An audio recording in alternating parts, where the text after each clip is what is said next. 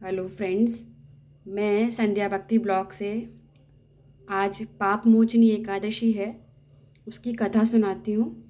तो प्लीज़ आप ध्यान से सुनना कि आखिर पाप मोचनी एकादशी की कथा क्या है और क्या होता है इसके करने से। तो धर्मराज युधिष्ठिर ने भगवान श्री कृष्ण जी से कहा कि अब आप हमें पाप मोचनी एकादशी की कथा सुनाइए। तो भगवान बोले, यह एकादशी 8 सिद्धि 9 निधि को प्रदान करती है। एक समय की बात है कि कुबेर के बाग में च्वन ऋषि के पुत्र मेधावी ऋषि बड़ी कठोर तप साधना में लगे थे। तब इंद्र ने सोचा, यदि मेधावी की तपस्या सफल हो गई तो मेरा इंद्रासन छीनकर इंद्रलोक के राजा बन जाएंगे, इसलिए इनकी तपस्या भंग करने के लिए विघ्न डालना चाहिए। यह सोचकर इंद्र ने कामदेव और मंजुचोसा अप्सरा को हुक्म दिया कि मेधावी ऋषि की तपस्या भंग करो। हुक्म होते ही दोनों ने अपना काम शुरू कर दिया और कामदेव ने अपने काम के तीर चलाने आरंभ किए और अप्सरा ने मधुरता से नाचना आरंभ कर दिया। समाधि टूटने पर मेधावी ने एक सुंदरी को नाचते हुए देखा। वे उसके रूप व लावण्य से मोहित होकर एकटक उसकी तरफ देखने लगे। कामदेव के वशीभूत हो दूसरी की स्त्री में आसक्ति होने के कारण मेधावी ऋषि की तपस्या नष्ट हो गई।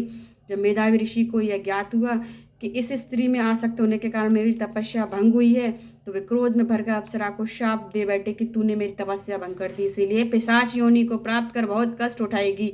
वे अप्सरा बोली, हे ऋषिराज, मेरे कर्म का फल मुझे मिला है, लेकिन कृपा करके आप मुझे पिशाच योनि से छूटने का उपाय भी बताने का कष्ट करें। मुनि बोले, हे नीच अप्सरा, तूने क्षमा नहीं होने योग्य कर्म किया है, फिर भी तुझ पर दया कर मुक्ति पाने का उपाय बताता हूँ। तू चैत्र मास की एकादशी का व्रत विधि विधान पूर्वक कर, जिससे तेरा पाप नष्ट होकर तू पिशाच योनि से छूट कर जाएगी और फिर अप्सरा बनकर इंद्रलोक में विचरण कर सकेगी। इसके बाद देव पिशाच योनि को पाकर पृथ्वी पर भटकने लगी।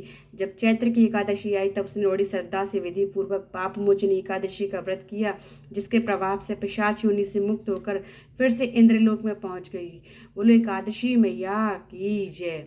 इस तरह से उसका जो पाप था वो नष्ट हो गया। इस पाप मोचनी एकादशी करने से जो भी हमारे पाप होते हैं, जो हमने किए हैं किसी के भी वशीभूत होकर, वो हमारे नष्ट हो जाते हैं। क्योंकि हम तो दोनों ही हस्बैंड वाइफ दोनों ही रहते हैं, सारे व्रत रहते हैं एकादशी के, जो 12 मंथ्स 12 मास के होते हैं, सारे रेगुलर रहते हैं।